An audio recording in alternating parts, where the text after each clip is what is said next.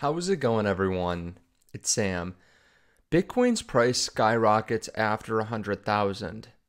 It's gonna hit a million much faster than it hit 100,000. And the fact is, a lot of people don't understand the mechanics of compound interest or compound growth.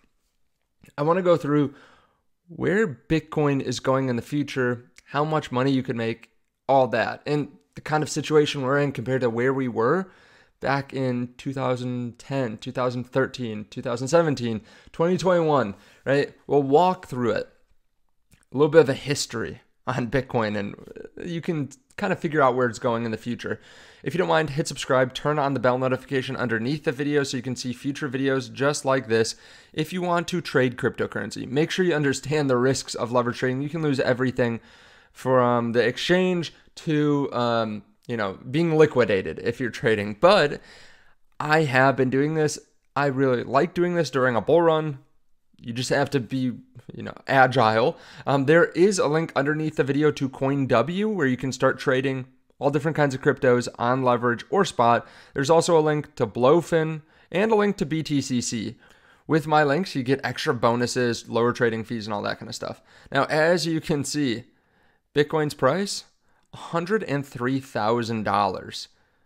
Now, it's kind of in an interesting channel too. You can see lower highs, higher lows. It'll be interesting to see how this market opens with shorts covering. It's going to be an explosive day, I think.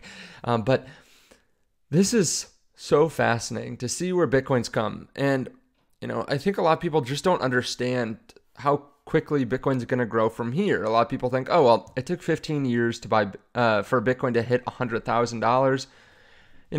Call me 15 years from now when it hits $200,000. Like, it's not going to be that interesting, they think. There's going to be diminished returns. And some people don't understand that. They think, okay, well, if it's done $100,000 in 15 years, maybe it's going to go up to another $50,000 in 15 years. Like, people just don't get it. You have to realize with an asset like this, kind of like your net worth, with your net worth, it's much harder to get to 100K than it is to get to 200K or maybe even a million, depending on your job. Like, that is the hardest part because you're just starting out. You're just starting to make money. You have expenses. You have different issues that come up. It's hard to learn to invest. It's hard to have that discipline. So eventually, once you get that down, it can be really easy to make the next 100K. Same thing with Bitcoin. Back in 2009, one of the first recorded prices was $0.0001.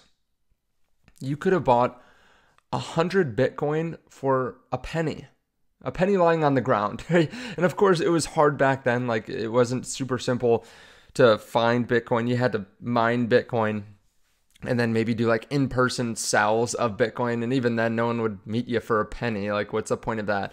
But you could buy $0.0001 worth of Bitcoin and get, 1 Bitcoin. Now, 2010 continued to grow all the way up to the point we're at now. Now, let's assume just the next year, Bitcoin did an insane 60,000x. And I realize this isn't exactly how the numbers broke down, but let's say then it goes and doubles every year after that. Okay, continuous compound growth, doubling every year. It would put us about where we're at now, 98,000. So you start at $6 in 2010, double every year for 14 years. We're at almost 100,000. Now, what happens here? Well, if you continue this trajectory, Bitcoin hits a million, actually 1.5 million in 2028, hits 6 million in 2030. Now, is that going to happen? Probably not. I mean, there's some people that say yes, but like, we're probably going to get diminished returns. This is assuming a 2x each year. What if we just do the 50% basically that we're doing now? We've seen compounded annual growth of about 50% on Bitcoin for the last handful of years on average. So that would take us to a million in 2030. Okay, so it took us, what? It took us 15 years to get up to 100,000. Then it takes us 6 years to get up to a million. This is with diminished returns. Okay, that gets kind of interesting, right? A lot of people don't understand too. Like, yes, maybe the majority of percent gains are behind us because Bitcoin went from under $1 up to 100,000. So that's a 100,000x and more.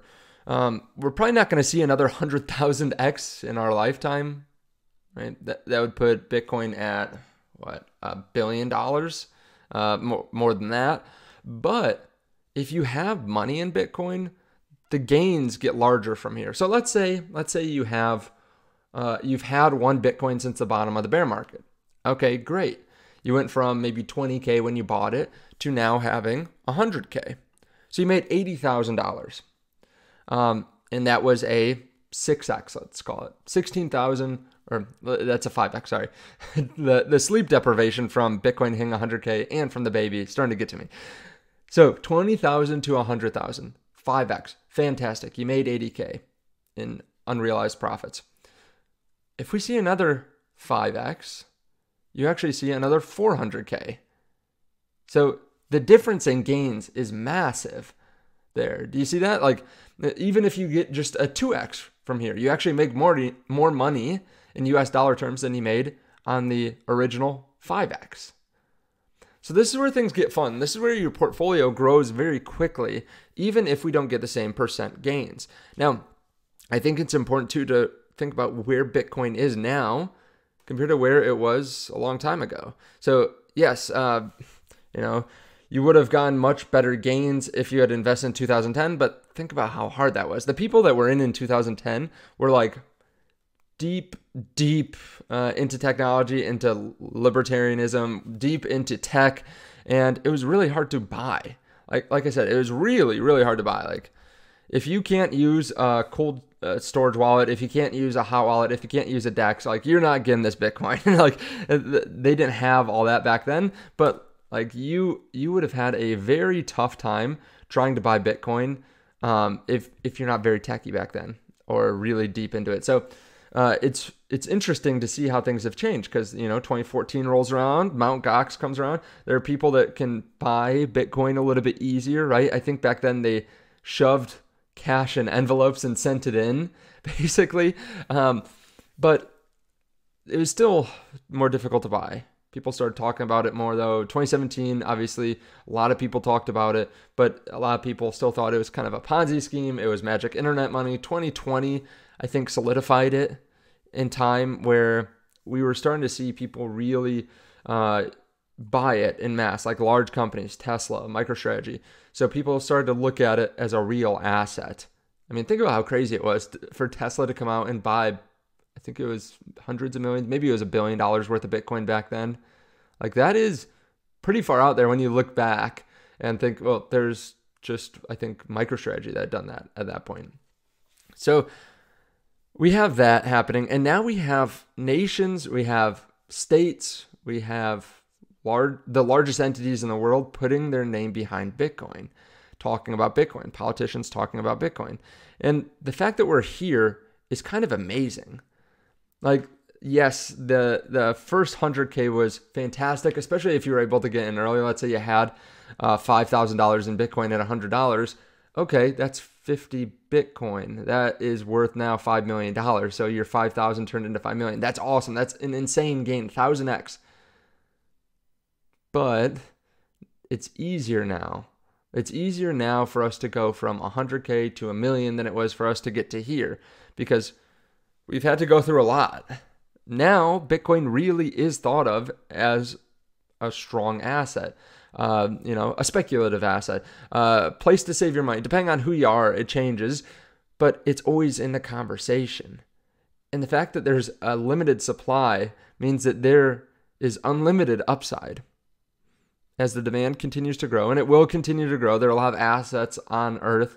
They're looking for a home. Like, the fact is, a lot of assets are hard to hold, have high taxes, aren't very mobile, aren't very secure, are in instruments that can dilute over time.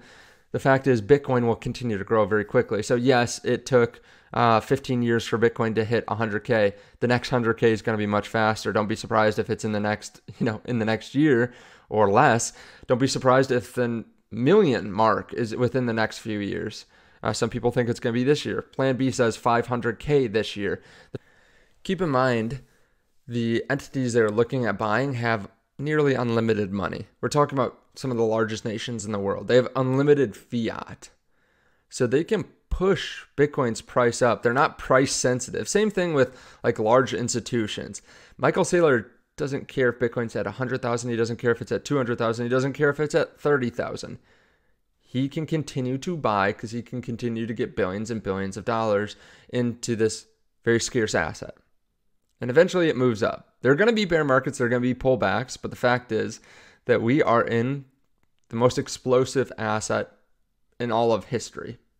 While the percent gains will go down, your net worth in US dollar terms or in other assets will go up very quickly at this point. Let me know your thoughts though underneath the video. I think now is a great time to be in crypto. It's a great time to be in Bitcoin. As you can tell, I'm pretty excited about it. And I just realized my face a little bit laggy. I need to restart OBS. But if you want to trade crypto, like I said, there are some links underneath the video to BTCC, to CoinW, to Blofin. Make sure you understand the risks. Thank you so much. I appreciate it. I'll see you all in the next one. Bye.